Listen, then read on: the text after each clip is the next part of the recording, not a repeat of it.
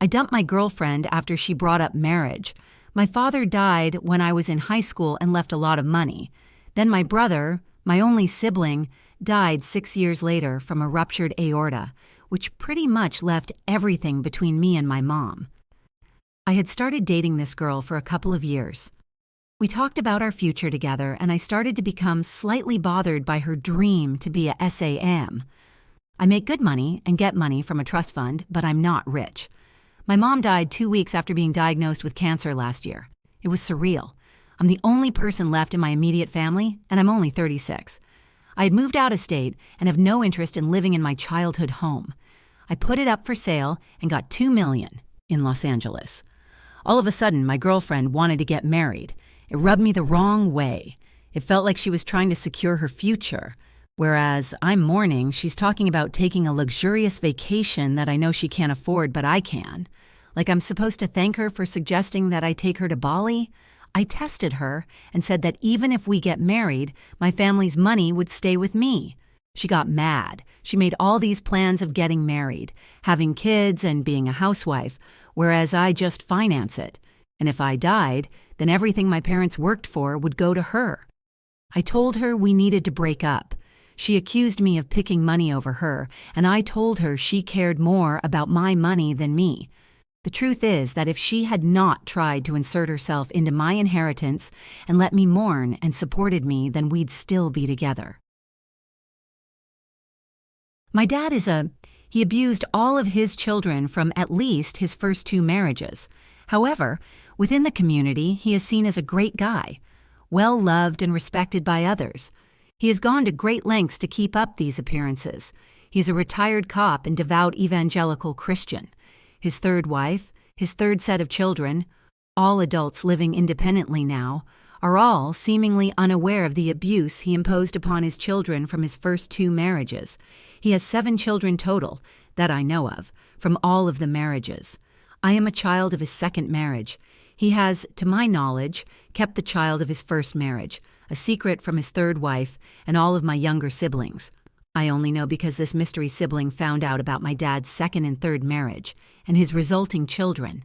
The sibling found me on social media and reached out to me about 10 years ago. I have not told anyone. My dad is full of secrets. I have been NC with him and most of my bio family for many years. My dad would tell me when I was young that if anything got out about his behaviors or past, he would kill himself, placing the burden on my shoulders. If I told anyone, he'd die, and it would be my fault. I have kept his secrets for the past nearly 40 years. But over the past couple of years, I've been in therapy. It's helped me work through a lot of shame and guilt. But now, the predominant feelings I have are rage and a need for justice. But justice is impossible, as the statute of limitations has long expired. Thus, I got an idea. I decided I was going to make it my mission to F with him.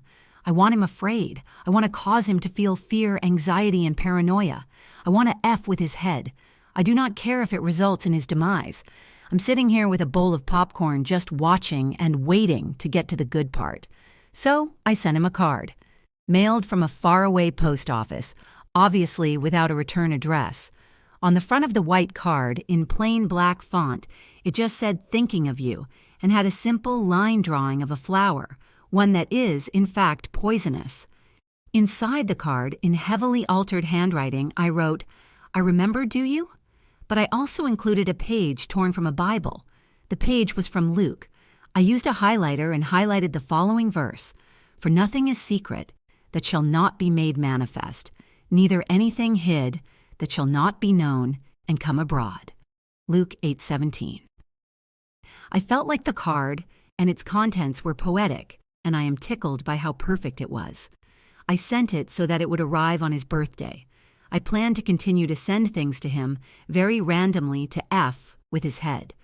I'm writing down ideas in a journal, brainstorming for other perfectly poetic ways to FF with him, to make him fear that his secrets are about to be discovered.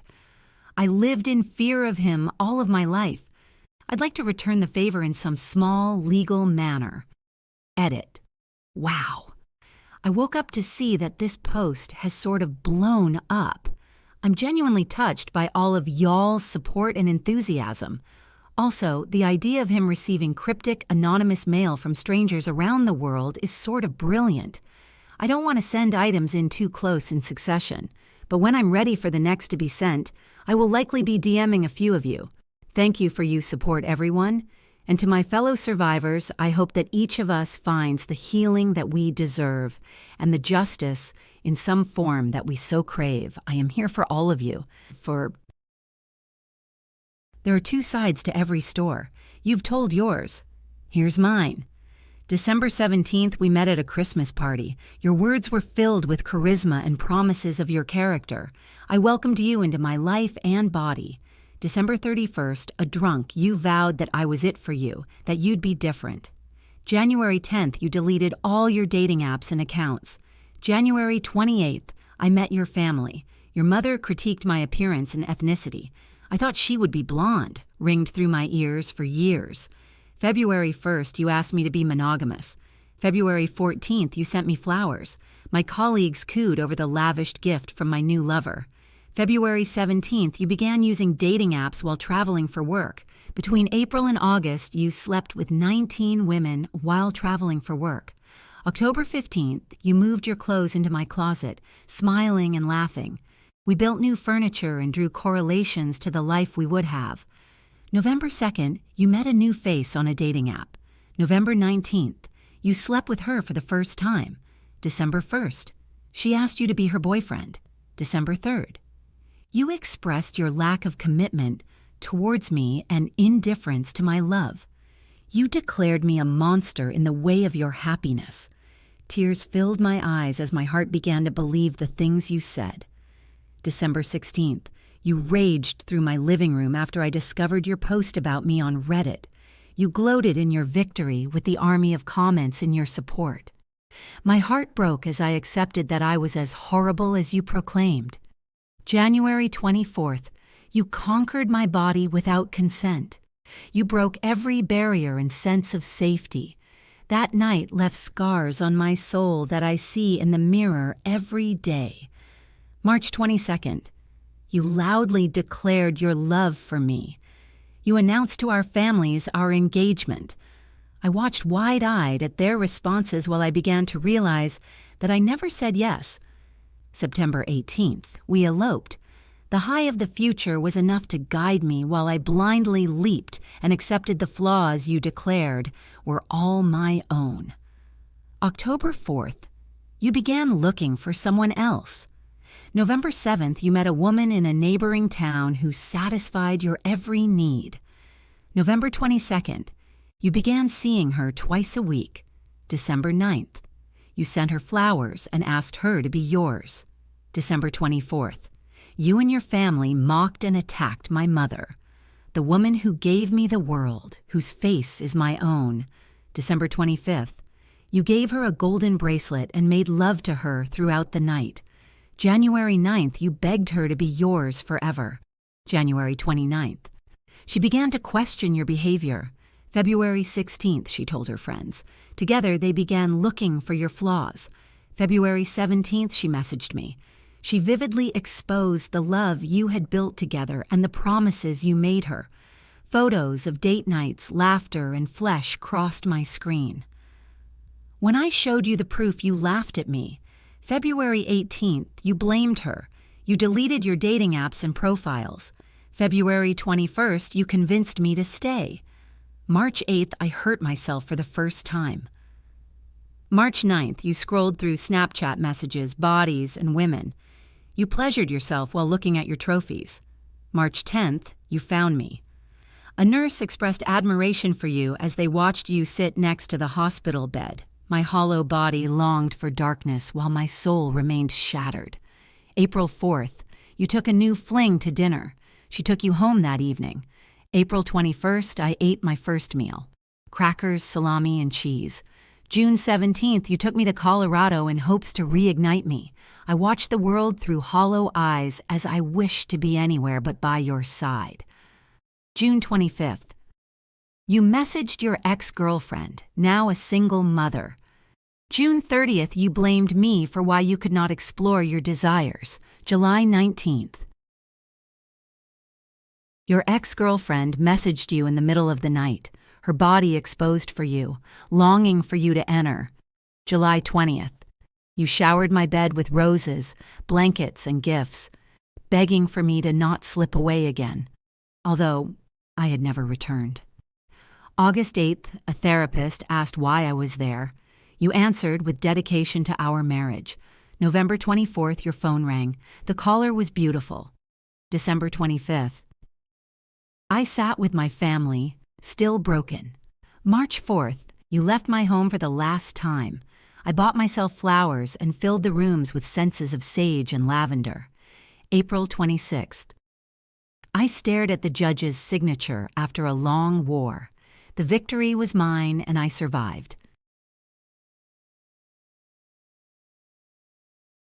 My wedding is in a month and I'm breaking it off. I know it sounds impulsive and I suppose it is, but there's a good reason behind it. My 23F husband-to-be, we'll call him Liar, 36M, is no longer the man I thought I was marrying, and I'm honestly not sure if he ever was. We met through my brother, 26M, who set us up on a blind date 2 years ago. My brother met him at work, and apparently they just clicked. He thought Liar and I would be a perfect match. The date went well, and Liar thought it'd be a good idea to go on one again. While on the second date, I thought it'd be a good idea to make a few things clear, in case this would lead to a long-term relationship, which it did. I explained that I wasn't interested in being with a religious person, someone who wanted children, etc. Basically, anything that could cause problems in the future. One thing I mentioned in particular was that if I wasn't his type, he should be forward about it, because I wasn't interested in changing anything permanently. I'd also like to add that we discussed medical problems, because I am on medication for a psychological disorder that causes drastic weight fluctuations. He agreed with all my views, even saying that I was exactly his type. He said he didn't mind the weight fluctuations either because it didn't change my appearance all too much, which is true. Well, we've been engaged for 6 months now, and last week Liar sat me down and told me not to freak out. I listened. He explained that he wasn't entirely honest with me, saying that he was a Christian and wanted children. He then continued by saying that he thought I would have changed my mind about these things, but that ultimately we could work through it together in counseling after the wedding. That wasn't where I freaked out, because I wasn't given the chance to. He didn't stop at the stuff mentioned beforehand. He gave me the following list of things he didn't like about me and thought I'd have to change. I'd have to go off the medication because he didn't like that sometimes I'd be easy to pick up and other times not so much. Apparently, this was embarrassing in front of friends. 2, I'd have to start wearing makeup. I have a skin condition that doesn't allow for it. 3, dye my hair brown and get it chemically straightened every few weeks. He didn't like the curls and was even willing to pay for it. Yay! 4, get a boob job. And more things of the like. I stayed quiet and said that he'd have to give me a moment. I've been staying at my friend's place for the past week. Liar doesn't know. But he did get my parents, who I haven't spoken to since I was 14, to call me. Apparently, he's had contact with them the entire relationship, knowing full well what they put me through. I honestly just don't know what to do anymore. I'm leaving, but I'm not sure how to tell him. I ate out a stripper last night and I feel ashamed. So I've gotten into the habit of going to strip clubs fairly often lately. At 24 years old, I had never even set foot in one until a couple months ago when some guys I had met one night took me to one. Since then, my combination of going out on weekends with no friends, haven't made any since moving to the area for work, and lack of success in the dating department has caused me to frequent the local strip club. Normally when I go, I've had a good amount to drink and I'll just grab a dance or two. I had done a private room once before, but I have stayed away from them since, because they're not worth the price, emo. So last night, this girl catches me right as I walk in the door and starts talking me up. Like I said, I've been here a decent number of times, but I swear to God, no girl I've come across had a body as perfect as hers. Proportions and everything were beyond perfect, so she asked me if I wanted a private room. The combination of her physical attractiveness with my lowered sense of judgment due to the alcohol I had consumed had me agree. So we went back and it started as a normal dance. Then the first thing I noticed that was strange after she removed her dress was that she didn't have any pasties on, which I thought was standard practice. Then she started to fuck around with her thong, looking like she was teasing at remove it. Before I know it, she's pulled the back of her thong down and is sticking her ass in my face. She then turns around, moves her thong to the side, and sticks her pussy right in my face.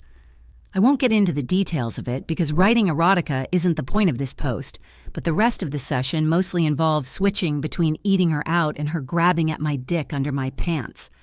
I avoid saying handjob because the alcohol made any sustained erection difficult. When we finished up, she gave me a hug, said, "Let this be our secret," because obviously that kind of thing isn't allowed, and I left.